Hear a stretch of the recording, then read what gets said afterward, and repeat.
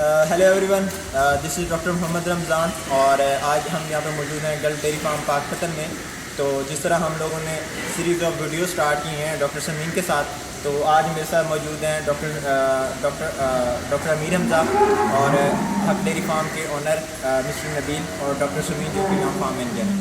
तो मेरा first question है नबील भाई से कि नबील भाई, फार्मर्स की आपस में कोलैबोरेशन कितनी ज़रूरी है, तो इस हवाले से आप क्या समझते हैं?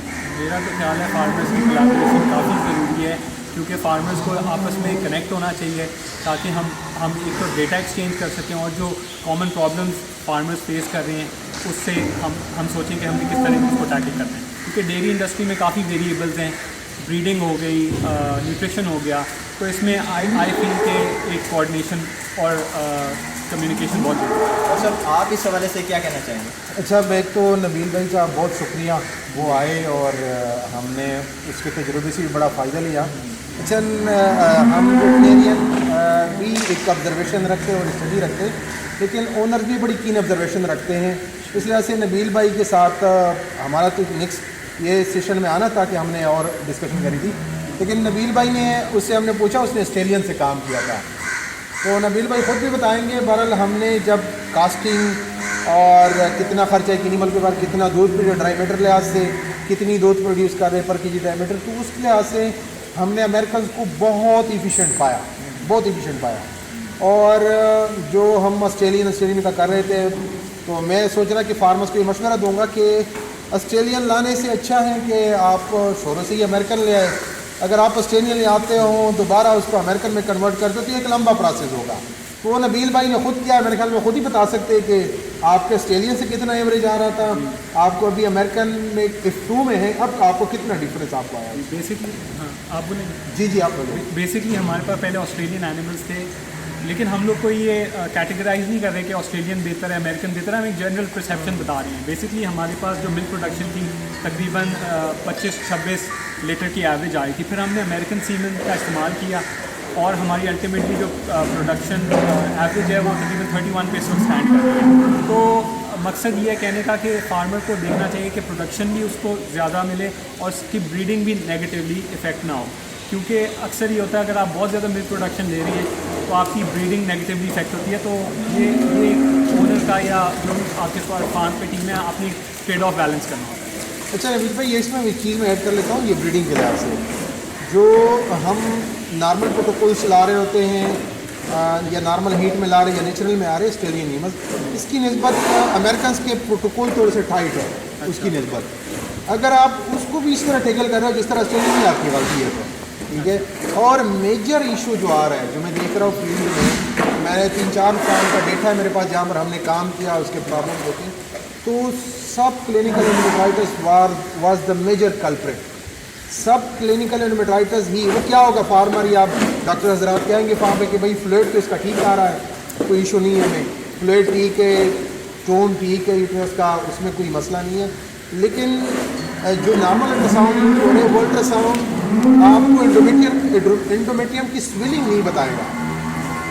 वो आपको थोड़े से अच्छे क्वालिटी के अल्ट्रासाउंड मशीन पे जाना चाहिए, क्योंकि नॉर्मल जो अल्ट्रासाउंड मशीन यूज़ हो रहे हैं, हमने दोनों की कंपैरिजन की है, मैं नाम नहीं बताता। उसमें एक क्या था, मतलब एक बंदा कह रहा है कि मेरे एनिमल रिपीट हो रहे हैं, उसका बर्न वैल्यू ठीक है, फोलिकल साइज़ ठीक है, उसका सारा कुछ ठीक है, कहते मेरे एनिमल नेचुरली हीट में आके भी रिपीट हो रहे। तो उसका जब हमने दूसरे अल्टरनेट अल्ट्रासाउंड से एक अच्छी क्वालिटी अल्ट्रासाउंड मशीन से चेक किया तो हमने उसमें पाया सब क्लिनिकल एंडोमेट्राइटिस, और वो प्रेग्नेंट ही नहीं हो रहे थे उसकी वजह से। तो मैं कहता हूँ कि हम कभी कभी ना दूध के साथ कंफ्यूज करेंगे, लेकिन टेक्निकल पार्ट्स होते हैं, हर एक बंदे की अपनी स्पेशलिटी है, रिप्रोडक्शन वाले अपना रोल प्ले कर रहे हैं, न्यूट्रिशन मैनेजमेंट अलग रोल प्ले कर रही है। तो मैं तो कहता हूँ इस चीज़ को भी ज़रा देखना चाहिए। तो डॉक्टर साहब, यहाँ पे एक क्वेश्चन है आपके लिए, काइंडली हमारे व्यूवर्स को भी, डेयरी फार्मर्स को भी गाइड करें कि हम प्रोडक्शन को किस तरह मज़ीद बेहतर कर सकते हैं, और आया कि अगर हम प्रोडक्शन को अगर बेहतर करते हैं तो उसके ब्रीडिंग पे क्या असर आता है, इस बारे में जी आप। अच्छा, उसमें ये कि जब तक आपको एनिमल की साइकी का पता ना हो, कभी कोई कहता है कि नहीं मैंने इतना दूध लेना है, इतनी कंसनट्रेट दे के दूध लेना है कि वो बियॉन्ड द लिमिट होता है।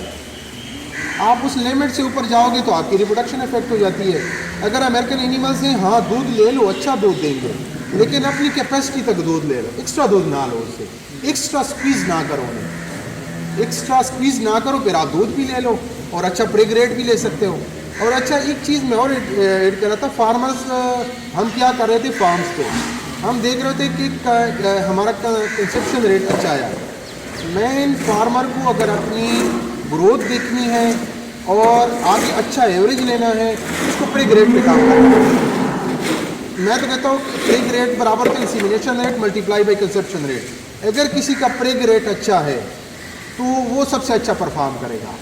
आया आप 28% प्रेग रेट ले रहे हो, 32% ले रहे हो, 25% ले रहे हो, 9%, 12% तक भी फार्म पे खड़े और कहते हमें फ़ायदा नहीं हो रहा है। 9% का क्या मतलब, सीधा सीधा तेरा 19 महीने काविंग इंटरवल हो गया। तो ये डेयरी के बिजनेस में फिजिबल ही नहीं है।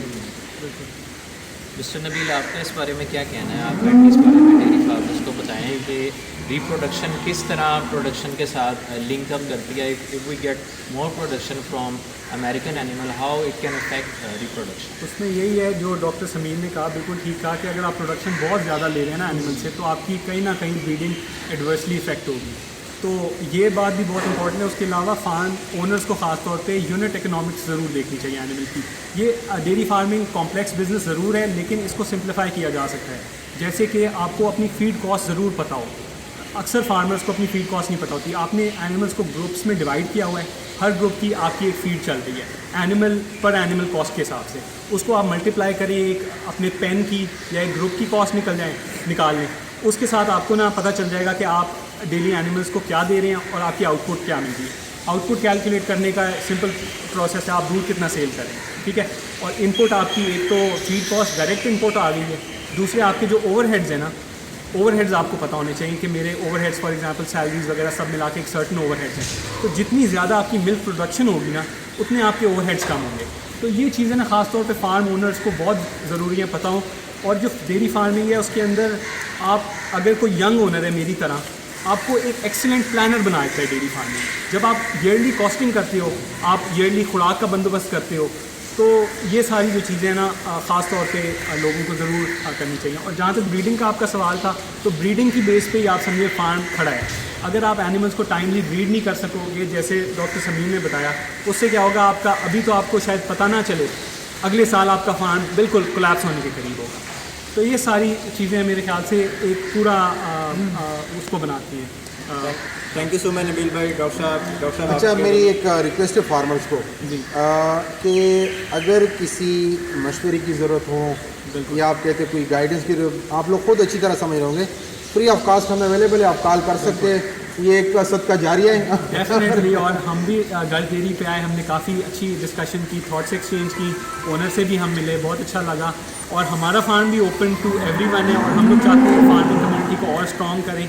हम अगर कोई प्रॉब्लम्स फेस करके उससे बाहर निकले, तो हम चाहते हैं दूसरों को भी वो एडवाइस मिले और वो भी इससे बिल्कुल एग्जैक्टली इसी बात पे इस पूरी वीडियो का यही इसका कंक्लूजन था कि बेसिकली हम रिलेशंस पे काम करें, फार्मर्स आपस में एक दूसरे के साथ लिंकअप रहें। आप जैसा कि जानते हैं यूनियन इज स्ट्रेंथ। जब हम आपस में लिंकअप रहेंगे तो हमारे जितने भी चैलेंजेस हैं, जो भी प्रॉब्लम्स हमें फेस करना पड़ रही हैं, तो सभी हम सॉर्ट आउट करेंगे, फिगर आउट करेंगे, देन हम उसके अगेंस्ट हम सॉल्यूशंस अपने ज़्यादा से ज़्यादा प्रोवाइड कर सकेंगे। तो इस चीज़ पे काम करें। और उससे हट के प्रोडक्शन पे डॉक्टर साहब ने बड़ी ज़बरदस्त बात की, डॉक्टर समीन साहब ने, मिस्टर नबील साहब ने, कि प्रोडक्शन हम एक लिमिटेड, एक बैलेंस्ड वे में लेंगे, देन ही हम रिप्रोडक्शन को बेहतर से बेहतर कर सकते हैं। तो आए एनिमल्स की बेहतरी के लिए हम काम करें। Thank you so much doctor साहब, thank you so much doctor साहब आपके वैल्यूबल टाइम के लिए। तो इंशाल्लाह मिलते हैं नेक्स्ट वीडियो में। Thank you.